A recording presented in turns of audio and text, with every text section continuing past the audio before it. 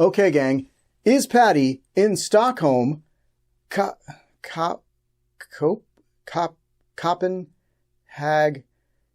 Copenhagen, or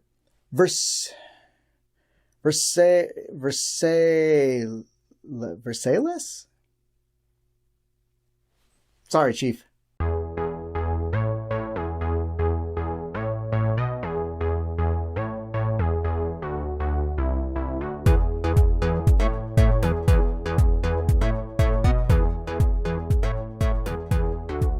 Hey everyone, welcome to Mike's Little Lookbacks. On this episode, we're going back to 1991 to explore a kids' game show that tested their knowledge of geography. This is my little look back at Where in the World is Carmen Sandiego? Where in the World is Carmen Sandiego is a game show based on a computer game of the same name that aired on PBS from 1991 to 1995. To fully understand the game show, we must first talk about the computer game.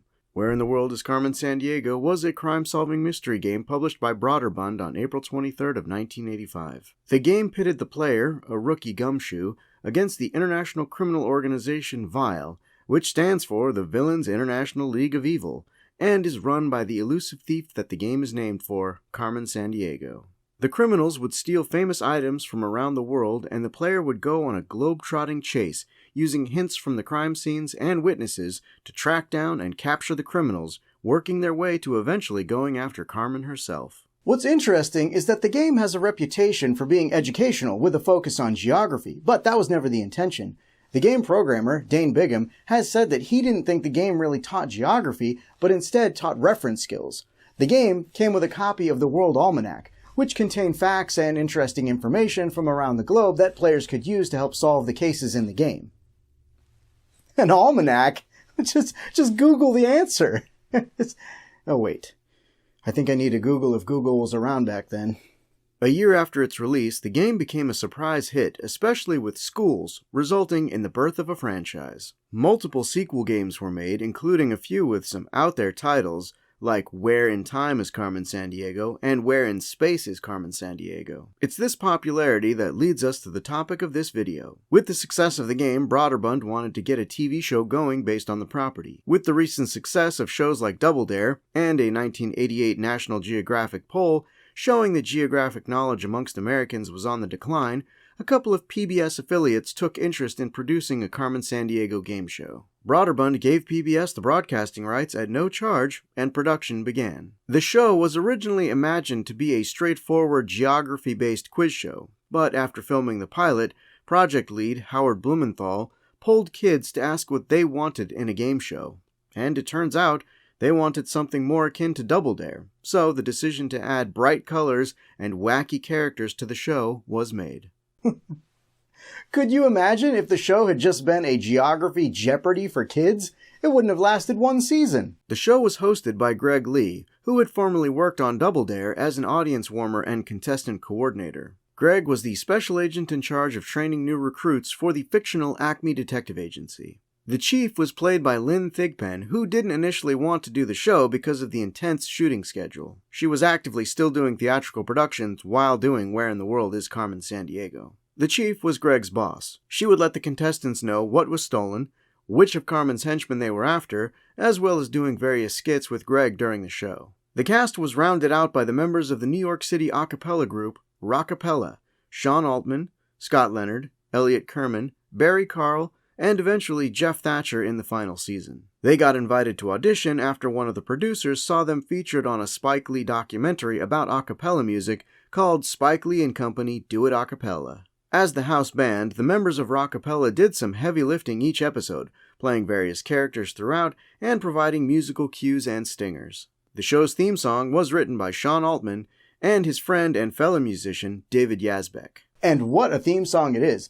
I'm sure I can't play much of it due to copyright, but you can be damn sure I'm going to sample as much of it as I can throughout this episode. Carmen Sandiego and the other members of VILE would appear on the show in animated sequences, which were created by Gene Mackles and a team of animators working on a half-dozen Macintosh computers. The crooks that made appearances on the show were Vic the Slick, Robo-Crook, Eartha Brute, Double Trouble, The Contessa, Top Grunge, Serenade, Nimoy, Wonder Rat, and Patty Larceny.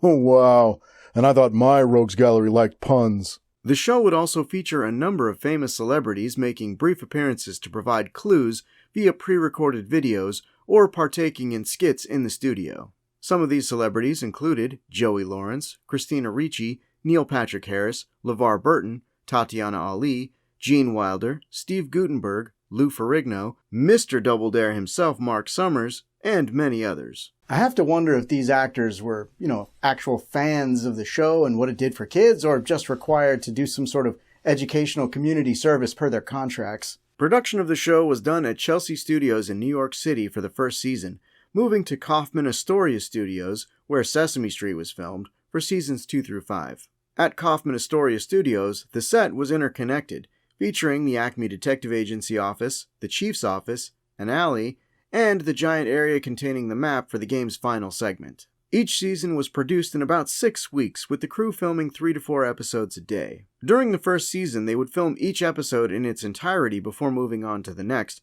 which was grueling for the cast and crew. After season 1, they got into the habit of filming segments in batches, generally starting with all of the Chief's office skits so that Lynn Thigpen could still do the show while doing her stage performances.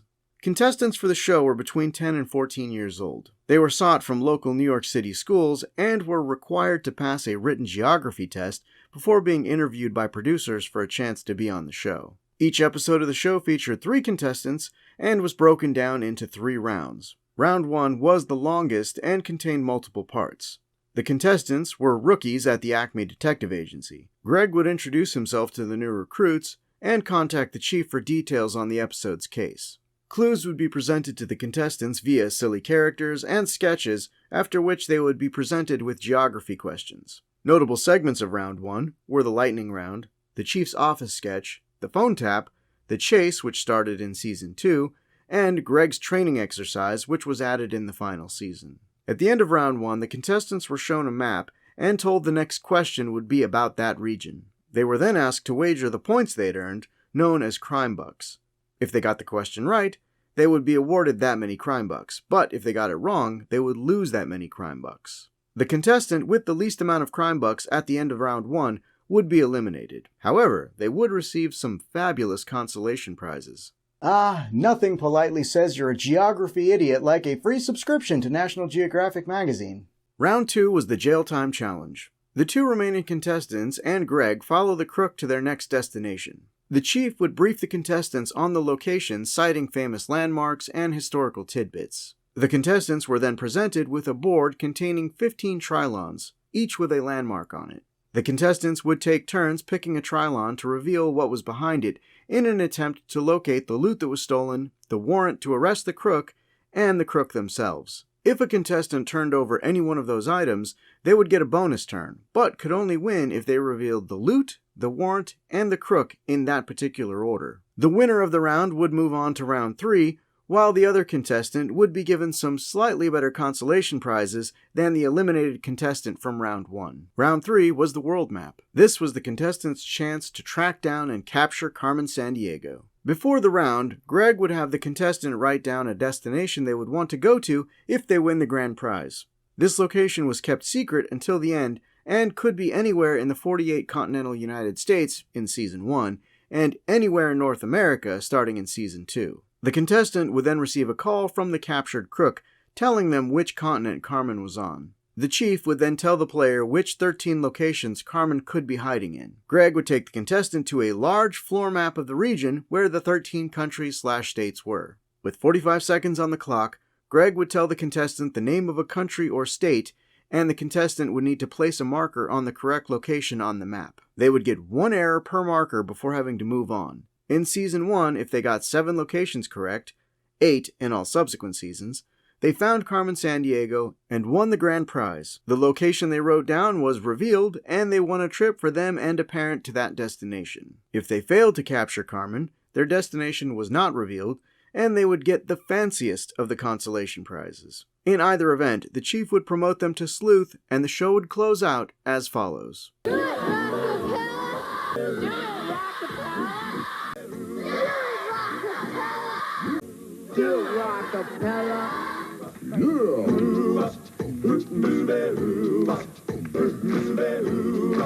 I told you, I will find any excuse to include more of this theme song. I mean, can you think of a better theme song for a kids' game show? Captain Planet, he's our hero, gonna take pollution down to zero. Damn it, Planeteers, why do you keep interrupting these videos?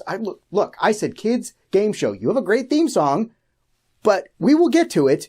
Now is not the time. The show was a huge success, running for 5 seasons. It won 7 Daytime Emmy Awards, a Peabody Award in 1992, as well as being nominated for 20 more Daytime Emmys, 2 Image Awards, and 1 Young Artist Award. It holds the record for the longest-running game show on PBS, and the second longest-running kids game show on U.S. television, losing out to the king of kids game shows, Double Dare.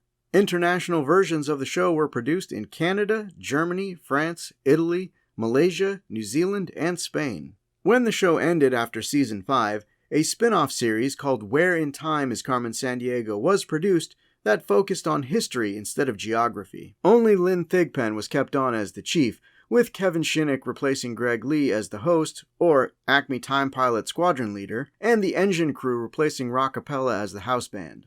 The show would only run for 2 seasons. While the Carmen Sandiego brand is still going strong to this day, with a recent animated series on Netflix that ran for 4 seasons from 2019 to 2021, episodes of the game show are hard to come by. You can find a number of low-res videos on YouTube from VHS rips, but the show was never ported to DVD or Blu-ray, and probably never will be due to the fact that most of the geopolitical information on the show is now outdated and incorrect. With that being said, it might be time for a reboot. If it worked for Double Dare, albeit briefly, it could work for Carmen Sandiego. But even if it doesn't happen, at least we'll always have...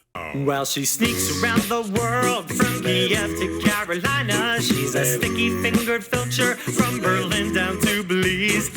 I have never been great, or even passable, at geography, but I was always a fan of this game show. It was the perfect blend of educational quizzing and silliness. It's time to find out if it still holds up. Just as with my Double Dare episode recap, I'm not here to make jokes at kids trying their hardest, and to show what an idiot I am, I picked an episode that I'd never seen before, and I played the game along with the kids on my first viewing, keeping a tally to see how far I'd make it.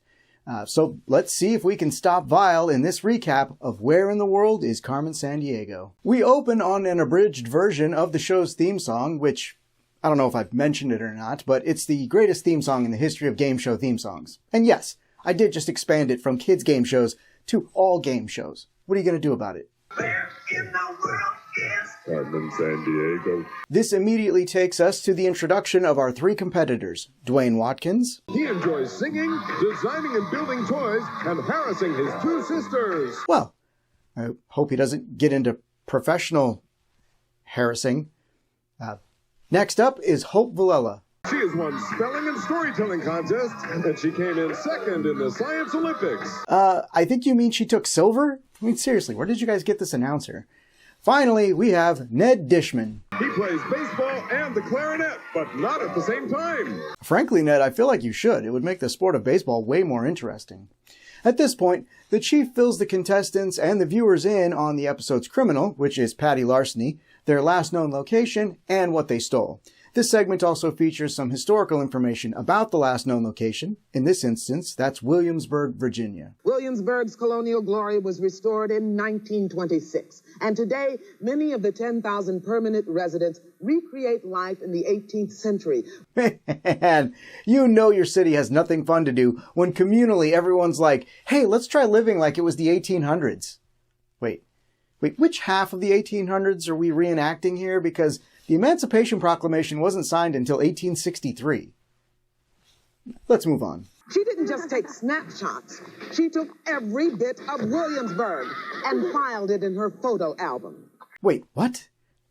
Obviously, I haven't seen the show in a very long time, and I do remember the criminals stealing, silly things that you generally couldn't steal. Giant buildings, landmarks like the Leaning Tower of Pisa, the Great Pyramid, stuff like that. But an entire city and its inhabitants? I mean, that's more than just theft. That's human trafficking.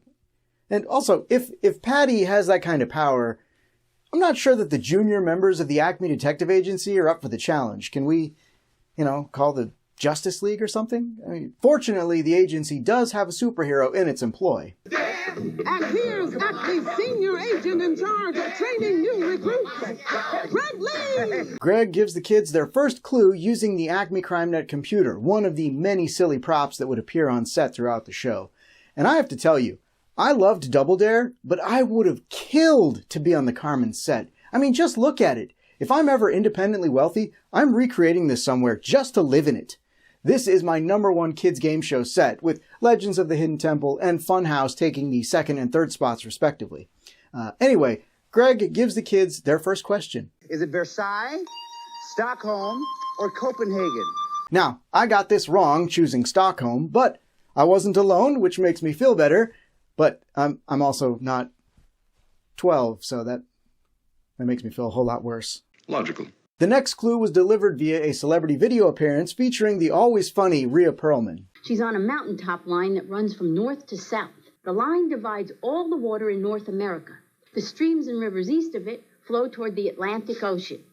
This makes me wonder if they scripted the silly bits for the celebrity appearances, or if the celebrities got to improvise a bit while just delivering the pertinent information. I mean, I could see Rhea coming up with something like this, saying, yeah, spray me in the face for the kids. Anyway, our next question, I got correct. Is it Tropic of Cancer, longitude 90 degrees west, or Continental Divide? The answer we're looking for is Continental Divide. The next clue is a video music clue, and Greg butchers the performer's name. Now, to his credit, he has stated how terrible he was at pronunciation on a lot of the stuff he had to say on this show. It was challenging, and even though I make fun of him at the start of this video about it, I definitely couldn't have done any better. Wednesday and sculpture Columba, so come to Lubumbashi and pack Patty in. The other thing I love about Greg is his willingness to do silly things for the sake of the show and just being entertaining to a younger crowd. I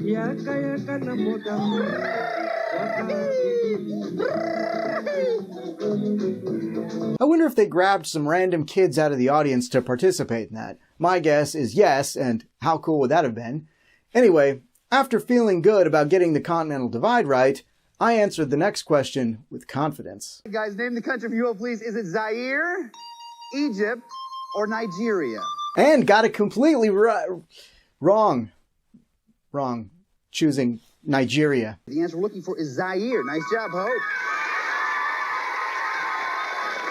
All right, I'm getting my ass kicked by some kids, which is not unexpected in the slightest. Next up is the lightning round, where Greg presents a series of questions, and the first kid to buzz in gets to answer the question. Now, I did answer all of these questions, but since I couldn't judge how quickly I would have buzzed in, I'm not going to count any of my correct answers towards my score. Now, I'm not going to go through all these questions, but each contestant got one right, with Ned using the age-old tactic of letting the other two buzz in first and get the answer wrong, leaving only the correct answer left. Now, one of the questions I'm proud I got right was this one. How fast can a hippo run? 5 miles per hour, 12 miles per hour, or about 25 miles per hour? Dwayne. 25? Is right. Nice job. Yeah, people think hippos are adorable and chill, just hanging out in pools of water, but they are f***ing terrifying and will run you down with extreme prejudice and murk you if provoked. Or if they're just hungry. Yeah, puts a spin on the Hungry Hippos game, doesn't it? Yeah, now it's got a dark twist. Anyway, that's not the point here. Speaking of chill things that will kill you if you cross them, the chief calls Greg into her office for their episode skit. Greg, I need to borrow a quarter for the ice machine. I've never seen coins like this before. Chief, come on. Look, Nixon on the front, blank tapes on the back. 12.5-cent piece. Chief, I think your top agent is running a counterfeiting scam. Are you sure he isn't working for Vile? Anyway, the chief would also use this section to mention the mail-in contest where kids could enter to win a free Carmen t-shirt just by watching the show and noting down which items were stolen. They would also reveal the day's winners. Greg shows the chief one more counterfeit coin, and she finds some text on the back of it. It says, Gregorius Scramus Autus. Let's see that. Gregorius Scramus Autus. I'm going to have to look this one up. Seems that Greg doesn't read between the lines. The next clue is brought to the contestants via a tapped phone conversation between Carmen Sandiego and Patty Larceny. I know the state you mean. Most of it's covered by one of the largest tropical rainforests in the world. Right. The perfect place to hide Williamsburg. But you won't have time for computer games there either. You know, ladies, if you didn't provide so much information in your conversation, they'd never catch you. Also, who knew Patty was such a gamer? Do you think she's played the Carmen Sandiego computer games, or is that too meta? Name the Brazilian state, if you will, please. Is it Pernambuco, Paraná, or Amazonas? Now, this one I got right. The answer we're looking for is Amazonas. Nice job, Hope and Ned. How am I still trailing? I wouldn't be in last place if I got to include my lightning round points, and I'd have gotten them too, because I have the reflexes of a cat. You know, a cat on high-grade tranquilizers, but a cat nonetheless. And look, I've been working on it, okay? I've been taking Pilates, advanced Pilates, which admittedly has nothing to do with reflexes, but shut up!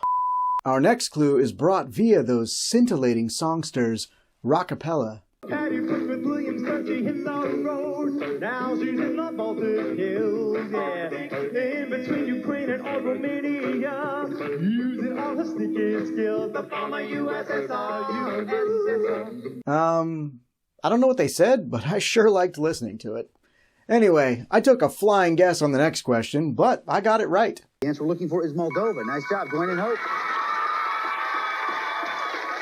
Next up is the chase, another quickfire round similar to the lightning round, but each question connects to locations that are all near each other on a map as Patty runs from one place to the next.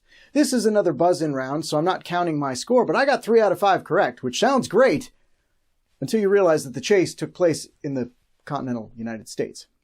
Anyway, Dwayne got 1 right this round, but Ned cleaned house. What state is she in, Ned? Arizona. Arizona's right. Ned Santa Fe. is right. Ned Wyoming. is right. Ned Utah. is right. Nice job, you guys. We are at the end of round 1. The contestants are shown the part of the world where the next question will be about, and they can wager up to 50 crime bucks on their answer. If they know the area, they're encouraged to wager more. If they don't, wager less. And if you don't listen to the instructions, not naming names or anything, then you wager all your crime bucks, which you're not allowed to do. Anyway, the point is, I would have been capped at 50 instead of the 80 that I tried to. But hey, I'm all in, okay? I'm all in because it's go big or go home, baby! So, Chief, what's the skinny on this location? Oh, it's a year-end festival that takes place every year in the capital of the Bahamas on New Providence Island. Uh-huh. Well, I feel like I'm definitely going home. Okay, Greg, what's the question? Name the city, if you will, please. Is it Freeport, Nassau, or Matthewtown? I chose Matthewtown. Okay, Matthewtown is not the answer we're looking for. Sorry, you'll go down 20. I said Nassau. Nassau is right. Nice job, Hope. Well, I said Nassau. Nassau is also right. Well, Dwayne, you still didn't do as bad as I did. I said Freeport and ended up with 30 crime bucks. The worst part is Nassau is the only name I knew from doing research on pirate history for other things, and that's why I didn't choose it. My brain was like, it's too obvious. Stupid. Anyway, I also posted this episode to my Patreon for patrons to play along as well if they wanted to. At the end of round 1, patron Jay Booth finished ahead of me with 60 crime bucks, and patron Tony Ebers topped everyone with 120 crime bucks. Good job, fellas. Doesn't make me feel better about my own performance, but you know what will? Finding out what Dwayne got as his consolation prize. Inside you'll find an atlas, the official Carmen watch, a Carmen t-shirt, a subscription to National Geographic World magazine, and then, when the work is done, take time out to perfect your slam dunk. Not bad. I could do without the magazine subscription and the basketball that would definitely get me punched for being a nerd, but the rest was great. Alright, Hope and Ned move on to the next round. In this round, Greg and the 2 remaining contestants would travel to where Patty is hiding, Nassau. Before they begin the search for her, the loot, and the warrant, the chief would provide some information about the city, and I always wonder what everyone is watching here. Gumshoes. There are 15 places here in Nassau where you might find Patty, the warrant, or Colonial Williamsburg. Nowadays, that whole board would be a screen, and you could just cut from the pre-filmed video of the chief back to the locations that would digitally turn over when selected. But back then, I mean, this was when Vanna still had to manually turn letters around on Wheel of Fortune instead of now she just touches a screen and they appear. This was a board with physical trilons that people had to rotate from behind it.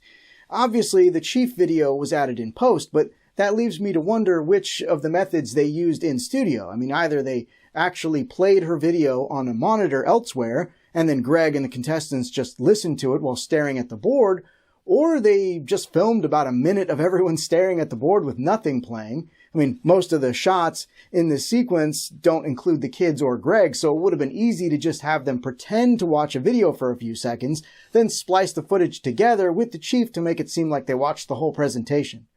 Ah, the magic of television. I love that. In this round, the contestants attempt to find the... Well, Greg can explain. You have to find the loot, the warrant, and the crook in that order in a single turn. If you do that, you get a chance to try to catch Carmen Sandiego. I recently watched a cast reunion from this show featuring Greg and Rockapella. It was filmed during the pandemic on the Hosts at Home YouTube channel. I have a link for it in the description if you want to check it out for yourself, and I strongly recommend you do if you're a fan of this show. One of the best behind-the-scenes things I heard was about this section. The members of Rockapella would be standing just off camera to provide music cues for when the loot, the warrant, or the criminal came up on the board. Apparently, they would have a ton of cues prepared, and their goal was just to make Greg laugh. Obviously, the longer it would take the kids to find all three, the more of their improvisations they could get through, and it always disappointed them when the contestants would find all three too quickly. So here are some of those from this episode. Bird, Nice. Scott's been there. No kidding. Yeah. Carried away from old Virginia. It's my favorite part of the show. In this case, they got through a few improvisations, but Hope found everything rather quickly, which means... There it is. Daddy's angel. Alright, so what is Ned's Enhanced Consolation Prize? Now, to hear what's happening, you need a world band radio like this one. I'm going to give you the radio along with an Acme travel kit. Okay, so everything Dwayne got plus the radio. No getting around the subscription, I see. That's right, hook them while they're young, Nat Geo, so they don't realize they have a problem until years later when they have to pay for their own magazine subscriptions. Don't think I've forgiven you, Disney Adventures!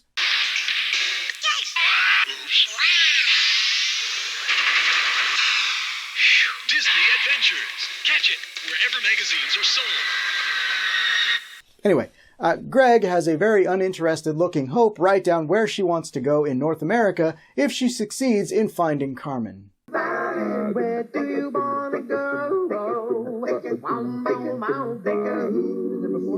Hope gets a phone call from the jailed Patty Larceny giving her Carmen's last known location. The Chief then gives a breakdown of the places Carmen may have traveled to before Greg and Hope go to the big map to begin the most difficult final game of any kids game show ever. And if you don't believe me, just watch. Britannia, do it. Yes, come on. Malawi. Ilonggo, Malawi. No, try it again. No, come on. Are you kidding me? Even if you knew all those places, finding them on a giant-sized map and having to get 7 and in later seasons 8 correct in 45 seconds is crazy. My hat's off to any kid that was ever able to capture Carmen. And what we saw here wasn't even this game at its worst. In Season 1, Greg would also have to provide a few facts before saying the location, further eating away at the contestants' time. Home of one of the largest Chinatowns in the U.S. It's in the Golden State. Carmen went to San Francisco, California. Located on Lake Michigan, it's the largest city in the Badger State. Carmen went to Milwaukee, Wisconsin. When Carmen would get away, they wouldn't reveal where the contestant wrote down for their trip, but they were promoted to the rank of sleuth. And on this episode, Hope got to go home with... We've all chipped in to buy a portable CD player so you can listen to this library of music from around the world and this CD by Rockapella featuring our theme song. Man, forget the trip. I'd have been happy with the CD player and the Rockapella CD as the grand prize. Speaking of which, win or lose, the final contestant got to end the episode with the words that every kid wanted to say. Do it, Rockapella!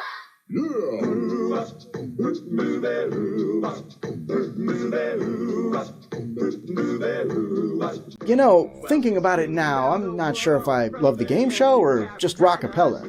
I mean, it's definitely both, but I clearly have a huge music crush on these guys. I mean, to the point where if I were ever independently wealthy, I would hire all the original members of the group to come live in my Carmen Sandiego set house and perform this song every morning when I wake up. I may have a problem. I can't say I've ever had more fun getting stomped by 3 children in a game of reference and geography. Not that I make that a regular thing. Anyway, this show still holds up today. I really wish these old episodes were easier to come by, and more importantly than that, I feel like this show is due for a comeback. Sure, it wouldn't be the same without Lynn Thigpen as the chief, as sadly she passed away in 2003, but you could have Greg Lee be the new chief with a younger performer as the host. You could bring back Rockapella, though the Rockapella of today has many different faces than it used to. Alternatively, you could get a brand new rising a cappella group to bring on, but you can't change that theme song. That's a deal breaker. An educational game show like this for kids with a fresh coat of paint and some updated prizes, maybe a trip to anywhere in the world as the grand prize, would be f***ing awesome. Now, that's your briefing gumshoes. Hey everyone, Future Michael here with a couple of updates. First, if you watched the behind the scenes video on Patreon about this video, guess what? I found my Acme CrimeNet pin well after I finished filming everything else, just like I said I would, so there it is. Anyway, and if you haven't seen that, don't worry about it. After I finished filming the main part of the video and recording the audio for the retrospective portion of it, on a whim, I decided to attempt to reach out to Sean Altman, the former lead tenor of Rockapella when they were on the show, and the co-writer of the Where in the World is Carmen Sandiego theme song, fully expecting to not get a reply. And I got a reply. And Sean was willing to do an interview. So I did one. And this video is already long enough as it is, so I'm just going to include a snippet from the interview, just 1 or 2 questions, just to whet the appetite, as it were, and amuse-bouche for the full video, which I will release the full interview in a separate video the day after this video goes out. So depending on when you're watching it, it may already be out, or it may be coming out tomorrow. And I want to thank Sean. He's an amazing human being. He was just a lot of great information that I got from him. And more importantly than that, if you've made it to this part of the video, you know how much I love the Where in the World is Carmen Sandiego theme song. And Sean gave me the licensing rights to use it in this video. Now, it is his and David Yazbek's sound-alike version that they made after the show ended. So it doesn't sound exactly the same. There's obviously different singers involved. I think it might just be Sean and David. But I will try to use the main theme where I can. However, if I hit any copyright issues, then I'm just going to use Sean's version of the song instead. And Sean, thank you so much for that, because I really did want to be able to use the song as much as I could in this video. And now I can. So awesome. Anyway, without further ado, here is a couple of questions from my interview with Sean Altman. Speaking of the theme song, I did want to ask you about that. So I know that you co-wrote that with your friend and fellow musician David Yazbek. So when they asked you to write the theme song for the show, did they provide you with parameters like you need to include so many geographical locations or the kind of references for the lyrics, or was that was just all you guys? They gave us very little guidance, and they told us the theme of the show, which is that Carmen is an international crook and she leads a gang and she goes all around the globe stealing things, and they said to Rockapella, hey, we want you guys to come up with something. We were all green. None of us had much songwriting experience at all. But I came up with that. I came up with this couplet. Well, she sneaks around the world from Kiev to Carolina. Tell me, where in the world is Carmen Sandiego? On a jet plane to New York or a slow boat to China? Tell me, where in the world is Carmen Sandiego? And a couple of other ideas. And I went to the best songwriter I knew, my friend David Yazbek, who had been writing songs since he was a teenager, and we had been in a teenage Simon and Garfunkel style duo in high school and in college. And I said to him, "Hey, I've got these ideas.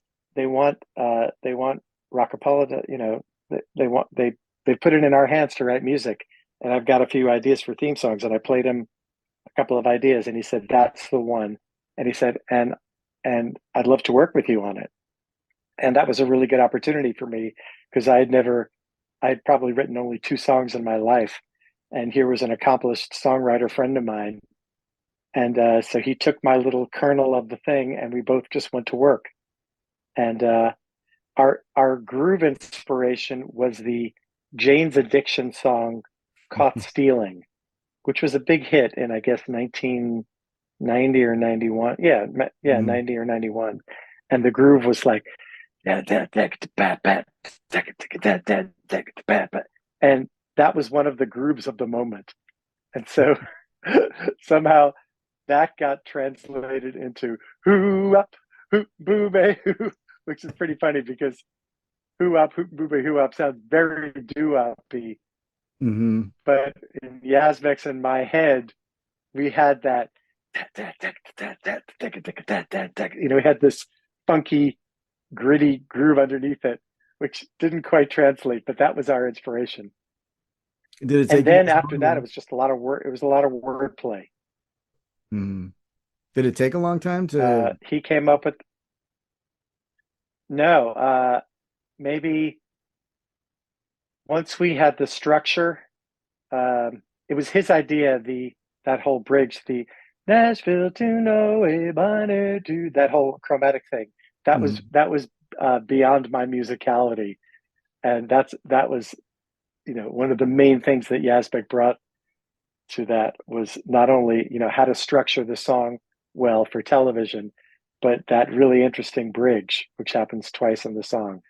And then I think he and I probably worked on it maybe for a couple of sessions before we had all the lyrics written down. Somewhere I have our handwritten worksheet with all of these couplets and ones that we rejected, but it was mostly trying to come up with those interesting things like "steal their soul" in South Korea, soul South Korea, or "steal the beans from Lima," the lima bean reference, and make Antarctica cry uncle. It was all just clever puns. And Yazbek is a great lyricist, and since then I've gotten my accolades as a lyricist too. And we pretty much, we wrote the lyrics together, and I don't even remember at this point which couplets were his and which were mine, but it was quite even. But without him, there would have been a song, but it wouldn't have been nearly as good. Was it when you guys submitted it? Was it immediately they were like, yes, that's the thing, or did they have you guys make any further changes or anything like that, or was it just I don't recall if they had us make any lyric changes. They may have, but Yazbek and I, we wrote the song, and then he and I did an a cappella demo. I haven't heard that a cappella demo in years, but I'd really love to hear it, because that would indicate how much of his and my original work ended up being the thing. And I played it for Rockapella. Rockapella liked it, and we were all kind of novices, and there was a real time pressure to get the theme song going. We didn't know that the theme song would be so featured. We didn't know that we'd be singing it on camera. We didn't know that the contestant would yell, "Do it, Rockapella!" All of that was just in development. And who knows, if we had given them a theme song that they didn't like as much, maybe they wouldn't have featured it so much. One thing's for sure, but the fact that we sang it on camera every day, and having the kid yell, "Do it, Rockapella," was a huge boost for both the song and for Rockapella's career. Did you guys, before, you were all musicians, but when you were on the show as the house band, you were used in so many different facets in doing skits and doing comedy and stuff like that. Was that something that you guys all had a background in beforehand, or was that all new for you guys? And how did that change the way you performed? Well, when we auditioned for the role of the house band, they had us each do some acting things. In fact, I remember specifically that they had us each audition for the role of the dying informant, because that was one of the routines that they knew was going to be in the show. And I have very little acting background. I was in a couple of 3 or 4 musicals in high school, mostly because I could sing. But I've never considered myself an actor. Barry Carl, the bass, and Scott Leonard, the high tenor, though, they both had quite a lot of experience. And as a result, those 2 guys got most of the good acting roles, and they deserved it. They were good. I mean, Barry played numerous characters. He played the Big Baby, the Kafka, the Roach, Mrs. Pumpkin Clanger. Yeah, there's a whole bunch. He did the voiceover announcing.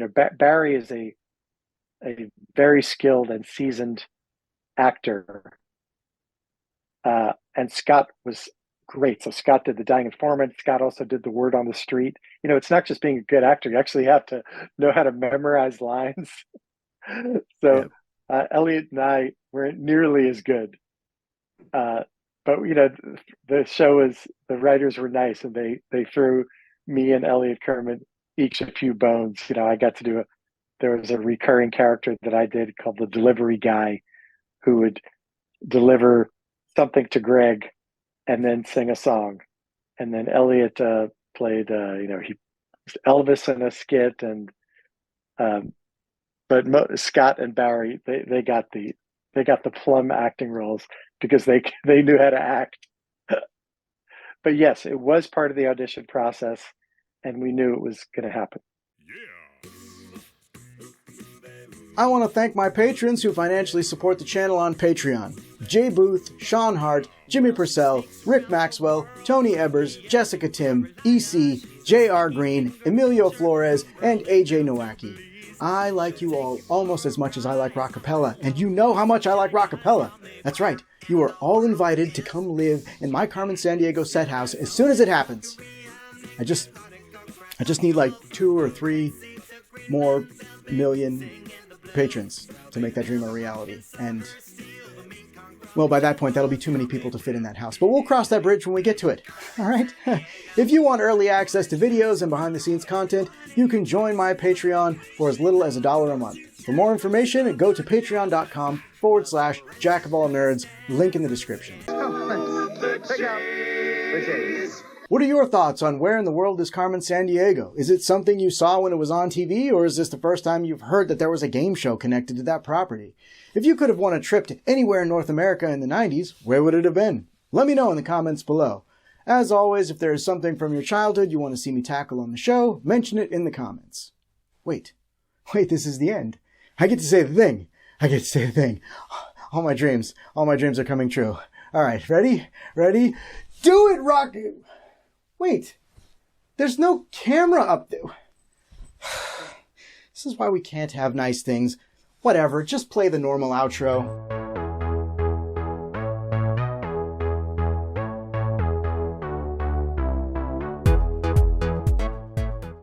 Well, she'll ransack Pakistan and run a scam in Scandinavia. Then she'll stick 'em up down under and go pickpocket Perth. She put the missing misdemeanor when she stole the beans from Lima. Tell me, where in the world is Carmen Sandiego? Thanks for watching, everyone. If you enjoyed this video, please consider giving it a like and a share. It goes a long way to helping out the channel. Don't forget to subscribe and click that bell icon to be notified when more of these videos go up. Thanks, everybody.